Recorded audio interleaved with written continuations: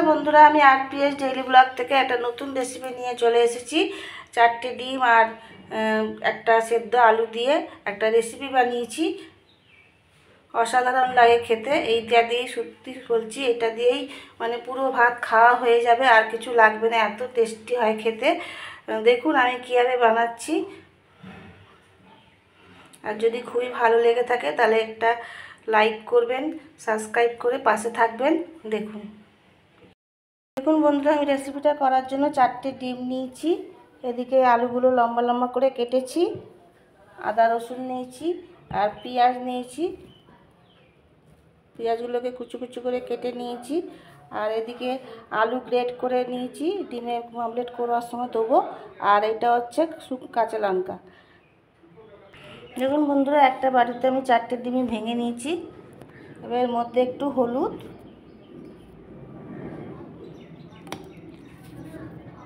একটু নুন, কাঁচা লঙ্কার কুচিগুলো আর পেঁয়াজ যেটা কেটেছিলাম তার থেকে অর্ধেক পেঁয়াজ আমি দিয়ে দেবো।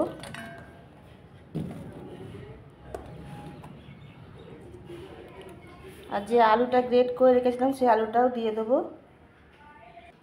দেখুন বন্ধুরা, আমি আলুটাও দিয়ে দিয়েছি। এবার এটাকে ভালো করে একটু ফাটিয়ে নেব।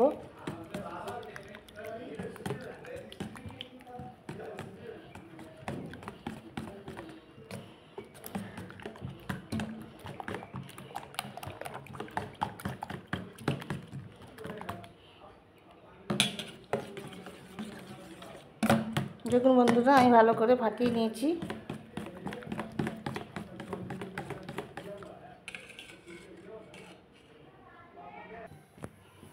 দেখুন বন্ধুরা, এটা আমার এরকম ফাটানো হয়েছে, কোনো ভেতরে দানা নেই, ভালো করে ফাটিয়ে নিয়েছি।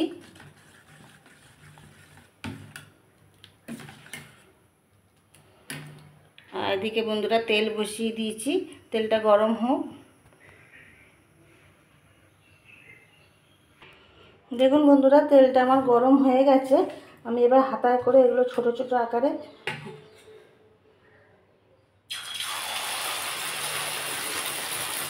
ছোটো ছোটো ডিমগুলো ছোটো ছোটো করে ভেজে নেব।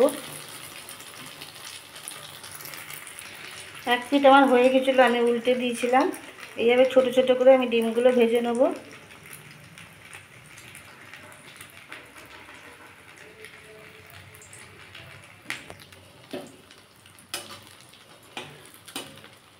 অনেক রকমভাবে ডিম খেয়েছেন, এবার এইভাবে একবার খেয়ে দেখবেন, দারুণ লাগে খেতে।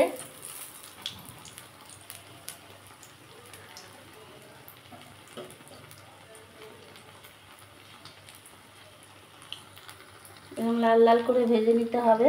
এটা আমার হয়ে গেছে, আমি তুলে নিচ্ছি।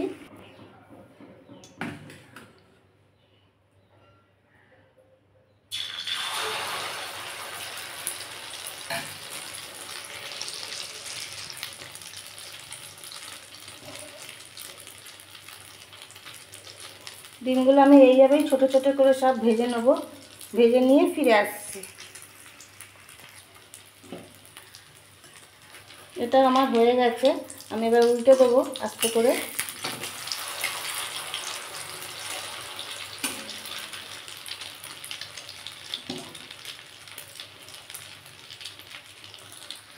বন্ধুরা, আমার সব কটাই ভাজা হয়ে গেছে। দেখুন অনেকগুলোই হয়েছে, 8-9 পিস মনে হয়েছে, কতটা হয়েছে জানি না। আর এদিকে আমি ওই কড়ার মধ্যেই আবার তেল দিয়ে দিয়েছি।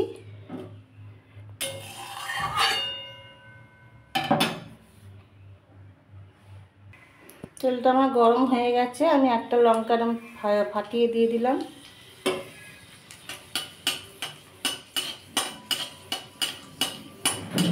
একটু ভেজে নেব। আর একটু সাদা জিরে ফোড়ন দেবো। ফোড়নটা ভালো করে ভেজে নিলাম।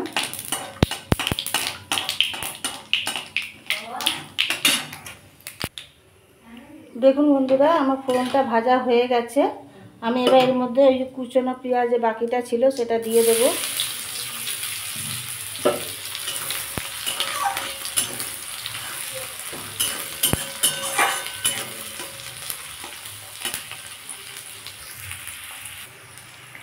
এই পেঁয়াজের মধ্যেই আমি যে আলুগুলো কেটে রেখেছিলাম সরু সরু করে সেগুলো দিয়ে দেবো। আলুটা আমার দেখানো হয়নি।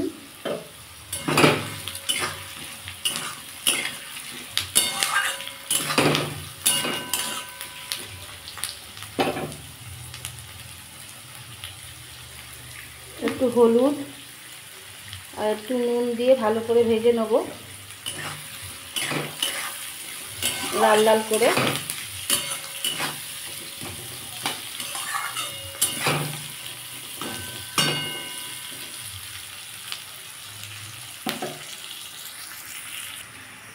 দেখুন বন্ধুরা, আমার আলুটা পেঁয়াজটা লাল লাল করে ভাজা হয়ে গেছে।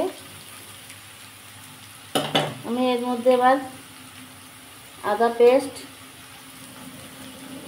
রসুনের পেস্ট দিয়ে দিলাম। এবার এটা একটু ভালো করে একটু ভাজা ভাজা করে নেব।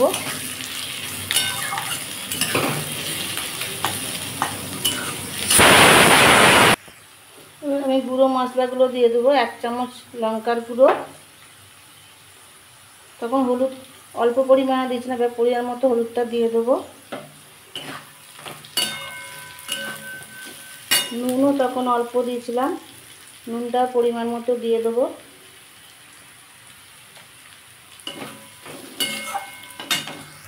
একটু সামান্য জল দেবো, দিয়ে ভালো করে বন্ধুরা কষিয়ে নেব।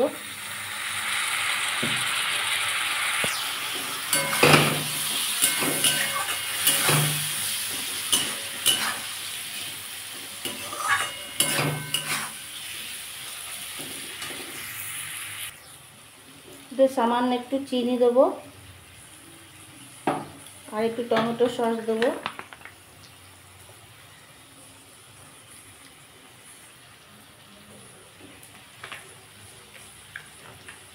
টমেটো সস দিলে মানে এটা আরও টেস্টি লাগে খেতে, তাই টমেটো সস দিলাম।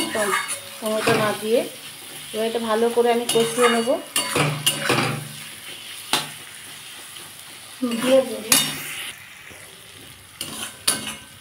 দেখুন বন্ধুরা, আমার কষতে কষতে তেল বেরিয়ে গেছে।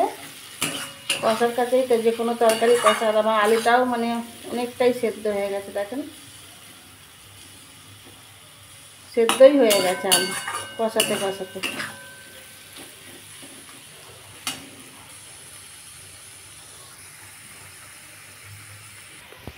এবার আমি এর মধ্যে জল দিয়ে দেবো।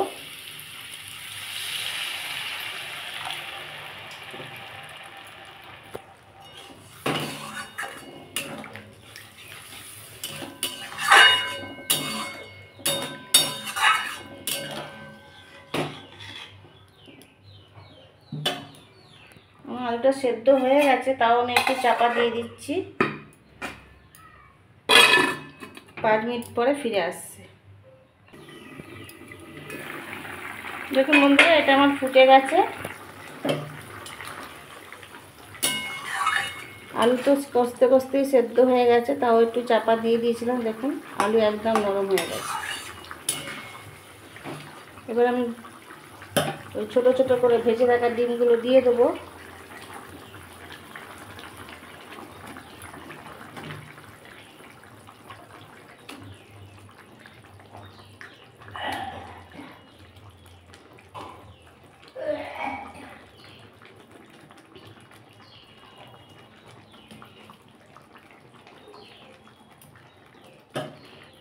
আমি ডিমগুলো একটু চেপে চেপে দেবো যাতে ঝোলটা ঢোকে।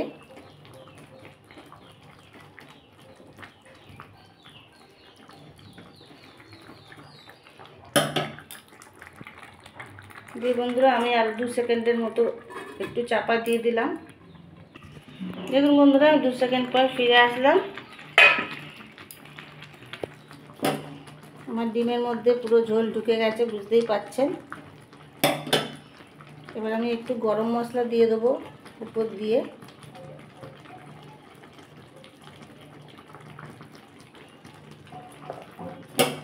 গরম মশলাটা একটু মিশিয়ে দেবো।